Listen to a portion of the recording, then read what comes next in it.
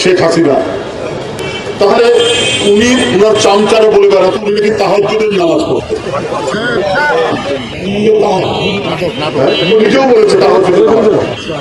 আপনি কিছুই মানতেন না, লোক দেখানো নামাজ, লোক দেখানো তাহাজ্জুদের কথা বলতে। আমরা যদি মহামানবদের বাণী অনুসরণ করতাম, আত্মস্থ করতাম, তাহলে ব্যক্তি বিশেষ বেআইনি ভাবে ক্ষমতায় থাকতে চান, বেআইনি ভাবে তার মসনদ ধরে রাখতে চান, আর এটার বিরুদ্ধে কথা বললে পরে তিনি রাষ্ট্রের বাহিনীকে বেরিয়ে দেন এবং ক্ষমতা এতই প্রিয়। মহামানবরা যেখানে সম্প্রীতির কথা বলেছেন, সহাবস্থানের কথা বলেছেন, সহিষ্ণুতার কথা বলেছেন, সেখানে পৃথিবীর দেশে দেশে এই সমস্ত এক নায়ক করা ফ্যাসিস্টরা তারা শিশুদের রক্ত, মুগ্ধ একজন শিশু বলা যায়, একবারে কিশোর, আবু সাইদ অনার্স 3rd ইয়ারে পড়ে, আহনাফ ইন্টারমিডিয়েটে পড়ে, চট্টগ্রামের কি নাম যেন ওয়াসিম আকরাম ইউনিভার্সিটি 1st ইয়ারের ছাত্র, কিশোর শিশু। সারা বাংলাদেশে 1,500-এর মতো এই বাচ্চা শিশু কিশোরদের রক্ত ঝরিয়েও ক্ষমতায় থাকতে চান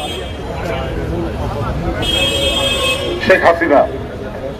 তাহলে উনি উনার চামচারা বলে বেড়াতো উনি নাকি তাহাজ্জুদের নামাজ পড়তেন, যে নিজেও বলেছে তাহাজ্জুদের নামাজ পড়তেন।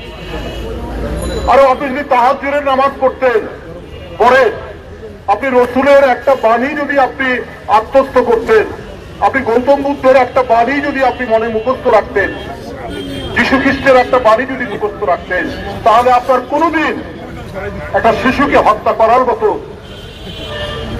মনোভাব আপনার হতো না, অভিপ্রায় আপনার হতো না। আপনি কিছুই মানতেন না, লোক দেখানো নামাজ, লোক দেখানো তাহাজ্জুদের কথা বলতেন। এটাকে ইসলামের পরিভাষায় বলা হয় মুনাফিকি। এই মুনাফিকি করেই রাজনীতি করতে চান, করেছেন। আপনারা জানেন, অথচ এই দেশেই আরেকজন নেত্রী উনি বলেছেন যে এরশাদ জোর করে ক্ষমতা নিয়েছে, আমি নির্বাচন করব না তার অধীনে, উনি করেননি।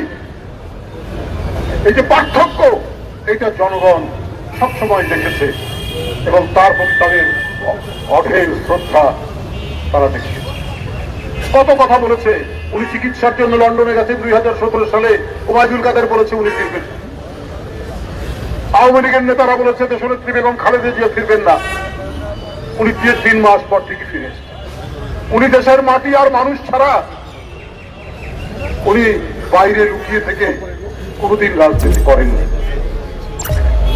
সেই কারণেই আজকে তিনি